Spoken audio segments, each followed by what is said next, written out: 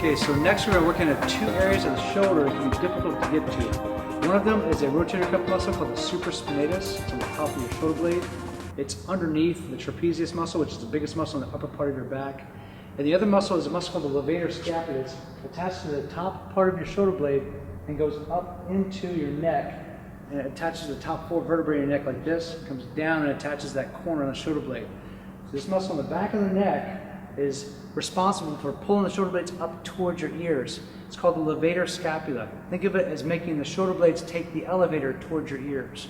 That muscle is what a lot of us feel super tight in our neck when we carry tension in our neck. Because we get tense and we start pulling the shoulders up towards the ears. It's kind of a response to stress. Okay, you got other muscles there besides those two, but those are the two in particular we're going to do by using something like a lacrosse ball, but it's a bit better. Now we got this beastie which has little bumps on it, which work a whole lot better than the smoothness of the lacrosse ball. Now for years, people have used something like this to press into the areas on that inside corner where the neck and the shoulder meet, or on the top of the shoulder blade, like someone taking their elbow and digging in on top of your shoulder for you. So the way we do this is we get on the floor, a couple different methods of how we address it. There's one where we bridge and we lift the hips up, and there's another where we press into the corner of a room or a wall. So as you go to the ground, put the ball, in this case the beastie, on the ground. And first off, we're going to do the bridging technique for both the levator scapula and the shoulder blade, the supraspinatus. We'll show why there's a benefit to each one. Then next up, we'll show the wall version. You lie on the ground, take the beastie, put it up underneath the back of your neck, right where your neck and your shoulder meet. Now, if you're looking at someone do this, it should look like you see that ball kind of poking out from underneath their shoulder. Their body should not cover the ball completely, but you can see that spikiness of the beastie, that bright green poking out. Hands should be palms up, lower than or even with the shoulders, but not above the shoulders. When you raise it above your shoulders, you're closing up the space. We're going to actually open up that space a bit. So your hands are below the shoulders, or even with the shoulders, palms up.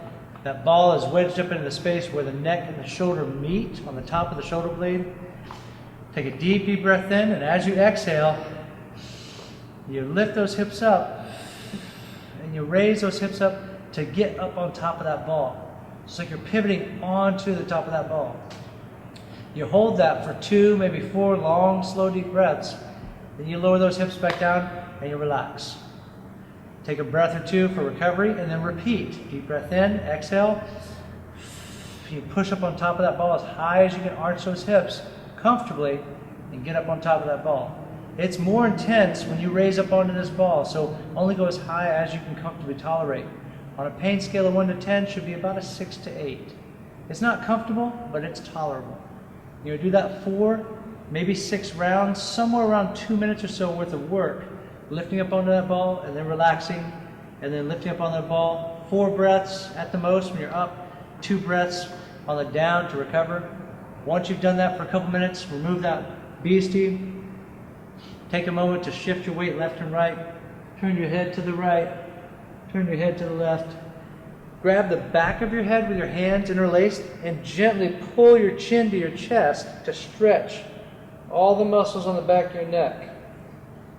Now when you stretch the muscles on the back of your neck, you're here with your hands interlaced, back of your head, and you pull your chin towards your chest, lying down on the floor. You should feel that stretch all the way down your neck muscles, even between the shoulder blades.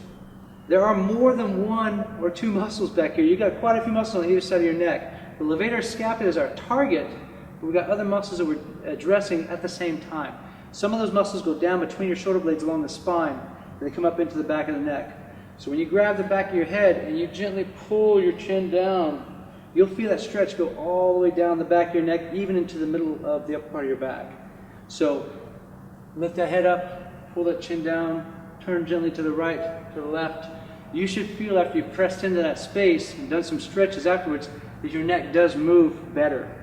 If your neck feels tighter afterwards, then you are raising your body up too high onto the ball. You're putting too much pressure into an already tight muscle or set of muscles. So don't lift quite so high next time. Lift a little bit lower, just push into that ball a little bit and relax. And eventually you'll notice you get higher and higher on top of the beastie, and it's going to be more tolerable. At first, these guys are going to get your attention compared to the smooth ball.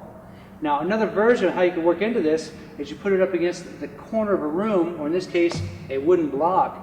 This is a plyo box we can jump on. I'm going to push into that with the top of my shoulder. So I'm going to turn around, place my shoulder against that ball, and it's a light little bridge and pushing into that box.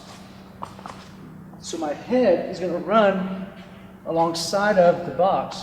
Now imagine if you're at home and you don't have a box like this, you can put your head through a door frame in the hallway. And here's the door up the side, there's the top, and I'm in that door frame with my head, and the ball is up against the door frame itself. I place that ball right there on the top of the shoulder. I place that ball on the top of the shoulder, wedged up against that box, the door frame. Again, palms up, relaxed, below the shoulders. Take a deep breath, and it's a light little lift and a push that way into the ball. So now I'm pressing into that beastie with my shoulder, and hips up or hips down, I'm still applying pressure to that ball. So I need to back off just a little bit to relieve some of that pressure, take a breath or two for recovery, then lift those hips gently, push into that ball for 2 to 4 long, slow, deep breaths. Back those hips away just a ½ inch or so I can take some of that pressure off. So you're pressing into the ball and then removing a little bit of pressure, and pressing into the ball and removing a little bit of pressure.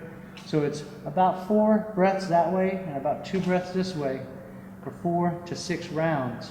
You do that repeatedly, you should notice that pressure of your muscles tensing up against the ball gets less and less and less each time you do this. Then you're on the right track. Once you've hit 4 to 6 rounds of this, or about 2 minutes, you remove the beastie, take a moment, turn your head to the side, put those hands behind your head, do that stretch again.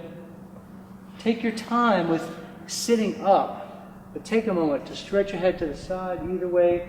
Cup your hands on the back of your head, pull that chin to your collarbone, feel that stretch all the way down the back of your neck. For some of you, pushing up against the door frame is going to work a whole lot better out here on the side of your shoulder, versus bridging might work a whole lot better here where the shoulder and the neck meet. But experiment with both placements, whether it's out here on the top of that shoulder blade or in here by the neck.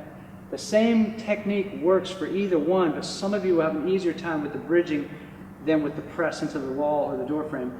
Others will have an easier time with that one. So experiment with both of those. Now with the wall system, you've got the benefit of having something that holds the ball in place for you. So whether you're using a double ball or a single ball, you can adjust this to about shoulder height, dip down a little bit, and now I can dig in and really press into this ball without it moving out of my way. And I don't have to worry about lying down on the floor as well. So if I have trouble getting to the floor and getting back up, I can stand and lean into this, rest my head against the wall, and push. Push with my legs. Take 2 or 3, 4 long, slow, deep breaths. And then if I want to come completely away, I can do that, or I can just shift away from the ball a little bit, take a couple of recovery breaths, and then go right back into it. So I lean my head against the wall, try to turn these muscles off, and then push up into that space. So that's a benefit of having the rack, is I can hold that in place. Now in addition, with the hook, we've got something that holds the beastie in place. We put this over the shoulder, to where now I can get in on the top of my shoulders into the traps, going through the traps to the levator scapula, or out into the supraspinatus. I can use this handle system here to press down, take a deep breath and relax that shoulder, relax my arms, take that pressure off, and now the beastie's still doing work while I'm here, because it's poking in even when I'm just letting it rest on my shoulder. Take a breath or two for recovery. It doesn't hurt, but I can feel it. And I go to push, and I really dig in and try to let that shoulder down. Just relax that shoulder down. So I'm pushing with this arm and guiding with this arm. Ease up on that pressure. Let that arm relax. Very, very light pressure here. So it's an acupressure, kind of heavier pressure, lighter pressure, heavier pressure, lighter pressure. Do that for a series of 4, maybe 6 rounds, or to be honest, almost as long as you want. I could sit on top of my couch. I could sit on the floor. I could sit and just do this, pushing into my shoulder, turning my head to the side to stretch out those muscles, relax that stretch, relax that tension. There's a lot of different ways you can experiment with this, but the idea is you want to push into either here, where the neck and the shoulder meet, that's one little group of muscles, or out here, we're on the top of that shoulder blade. And before, without these little spikes, if you wanted to get into that little pocket, there's a fossa is what it's called, a little pocket on the top of the shoulder blade where the supraspinatus fits into. If you wanted to get into that, you better use a ball smaller than a lacrosse ball for some of you ladies or some of you with shoulder blades that are shaped a certain way, because that lacrosse ball simply won't fit in there. These little spikes will get in there, and it doesn't take very much pressure to do that. So put that on top of the shoulder blade, just wiggle around a little bit, nice and gentle, and you'll feel it start to get into a little space. It's like a little cup there on top. Deep breath, exhale, you push with that bottom hand, you guide with the top hand. The less active you are with this hand, the better. So just try to rest that hand here, and then you can turn off that supraspinatus and trapezius muscle. Remember, the more you lift and move this arm, the more you're using the rotator cuff muscles that are located either top of the shoulder blade or on the back of the shoulder blade or inside on that armpit.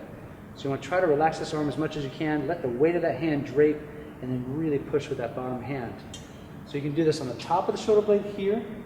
You can do it here inside the neck. You can get that ball up into the back of the shoulder blade as well, pushing forward. Now I'm getting into other rotator cuff muscles, the infraspinatus, maybe the teres minor as I work into that shoulder blade region. The way our brain maps where those muscles are on our back, a lot of times it doesn't really match reality. But if you start experimenting and pushing, wrap this hook around your shoulder and start experimenting. Push one spot, then rotate that so it gets further in behind the shoulder blade, and push.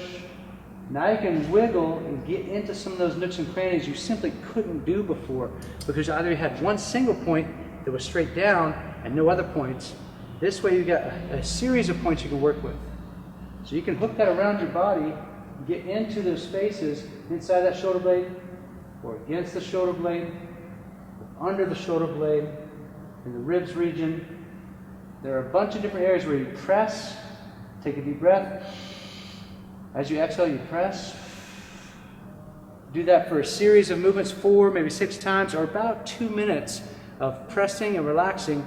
Take that off, stretch those shoulders around, pull that arm across this way, or reach up overhead. You can do work on those muscles in the shoulder and the neck and the back while you watch a TV program, while you watch the news. So using the hook, you don't need a wall, you don't need the floor, you can do that freestanding or seated.